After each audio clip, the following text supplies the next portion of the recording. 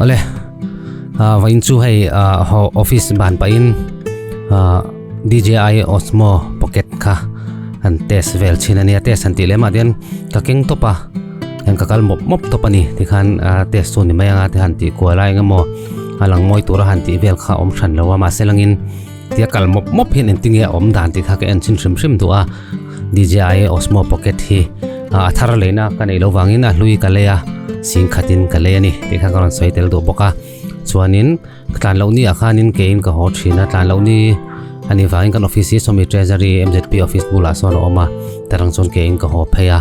hetlai chin na tang chu hen karon la a amalam ha ka lo ngei to chuak lawa kan test vel ani hi ti hena alo zia khop mai rin ain a thang reng reu ka tia ate felang reng box ya pocket ani nang takin bo thek thei box ya di khanin kan phora kan tile maya ol sam boka mana khachona battery hi tlo ka ti boka battery hi a tha ka ti a tlo boka e hemi ma hianin voi khat kuta man hlan na hang ka manga zana light thalo to akhan anoi som do le kama sengin premier vel tang khanin noise kha tem kan pai khan chonin atizia om ve khop me man tlak ve khop mai ti kha kan soi lang ni salangin ti chon tlan lo ni ani boka vain chu tlan lo ni hianin om khop mai ani hianin zinga hian chuanin taxi in ka chawa in country in bung kon thleng kan kala amak chu ke in ka pheile ta ti khan ka kal thina hola ma hi chuanin changle min phur ho tu te no ma chang chon ke in ka ho ti hian tlan lo ni bi ka ma che kar khata ni khat kha ni maya azia chu zia viau thawe ma se anga mo chua du bik nei chuanin tlan lo ni boi thla khop mai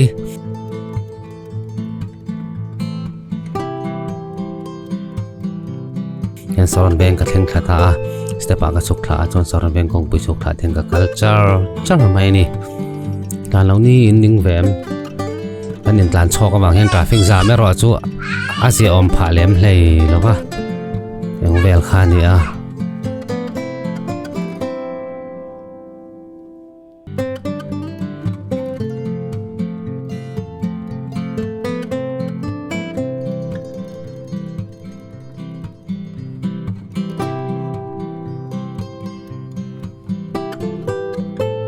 lama velama chawkhan bazara alu chau thei boka kha bazar kan kalkong ke kan kalchuan ania ten hei osmo hi dian ka king top tak taka engma han ti opom lo ko om zona te changle ka king ti khan kalpa in hei kala ti po an tha chong lo nga te han tin pangai ang kha om lem lo ten ka kal mop top ta he kal zong khen asu ki chu om ve de wat lem chu ma seng chuanin a video hi rei don to ka wangin forward in karon data fast forward ka da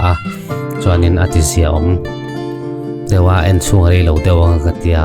chuan hei ni tin ka kal khong ani like step hi thui khop mai kan na pan lai chuanin hetiang hian step hi la thalawa chuanin kein kan chho thin ni khi ta veng chaka purba ta te in bula khanin kanin khom thina chot nu te zan te kanin khom ve thap thin ni tai kan chho thina tunangin taxi te han la war lawa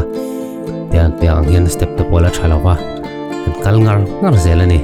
se tuna chuanin mi hi kan that che to a ti meng lir thei te lo tam to a ke kal te kan war to lo a khoi mo lek kal ton la scooty mo bike kan ti ze to a ke kal hi kan pe to lo em ani ke ma tak po hi ka that chia ke kal hi ka pe lo kan that che zau to ani tun ma kan kal na te kan ngai to hianin